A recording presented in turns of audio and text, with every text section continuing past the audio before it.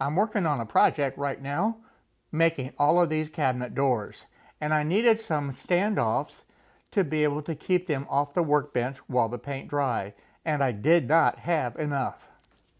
Having these little small standoffs like this to be able to keep your project off of the workbench while you're painting it is a lifesaver.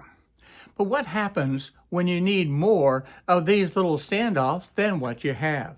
Well, if you can plan ahead, you can batch out some more of them like I did here, and I printed out another 12 of these little standoffs. But that didn't help the project that I was working on. Now there's several different methods that you can use, and you can put some nails in a board. That would work just fine, but there's some other ways too. And I want to show you one special way that it worked real well for my need while these little guys were printing. The nice thing about having a 3D printer in the shop is that you can print almost anything that you can think of. Well, about a year ago, I had printed these little standoffs, and I had only printed 6 of them, and I need more. And on several different occasions, I've needed more, and I just never printed them. The good thing about it is, I still have the file. So I decided to batch out an additional 12 using the 3D printer, and I just let this print overnight. If you've been following my channel for a while, you know how I organize the files. I keep a thumb drive for the CNC projects, the laser projects, and of course the 3D print projects. Inside of that thumb drive, I also set up individual folders, so it was very easy to go to the folder and pull up these little paint standoffs to be able to print them out again. These, along with the other 9 that I had printed, will be ready for that next project that I have when I need a whole bunch of standoffs. Over the years, I have used all types of different methods, but one of the methods that's real common is just putting a few nails into a board, or in this case, I used some foam, and that worked perfect. That way, I could paint the back side and have it taken care of, flip it over, paint the front side, let it sit on here, and it would dry with both sides and be in great shape.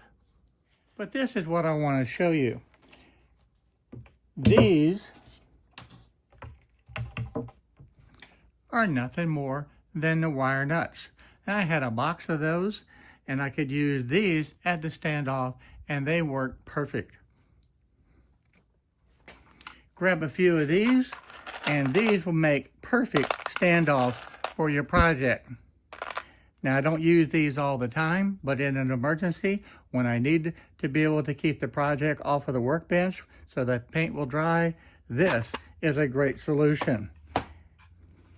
And all you need to do is do the same thing as you would do with any standoff. Put about 4 of them down. That works great. And take your project and put it right down on those. And they were good, and it's very stable. It's not going to fall over.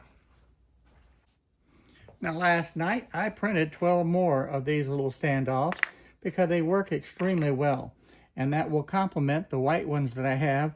I only have 6 of these, and that's really not enough. So I batched out another 12, and that will go a long way to meeting the needs of the standoffs when I have the different projects. I find if you have just a scrap piece of foam, you can just use some small nails and stick them in, and they work real well. You just put that on there, and you're done. Now they can sit there and dry. I really like using the wire nuts this way because it's quick and it's easy, and it creates a very stable platform. The nails and the foam work quite well, and it's actually a lot faster than just taking out the hammer and a board and driving the nails in. But either way, you can make some real quick and easy standoffs to be able to protect your projects. So I've shown you several different ways to be able to create the standoffs, from the ones that are 3D print to using the nails and the wood and the foam and using the wire nuts.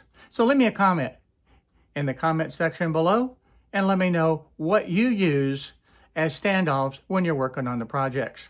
Most often I'll work on small different projects, and the standoffs that I made on the 3D printer worked out really good. But now I'm working on a project that was much larger and I just didn't have enough. So let me know what you use in those emergency situations to be able to get you through and get that project finished. But thanks a lot for watching this very short video. And please, if you found this valuable, go ahead and subscribe and hit the bell notification down there below. And I look forward to seeing you in the next video. So for now, bye-bye everyone. See you real soon.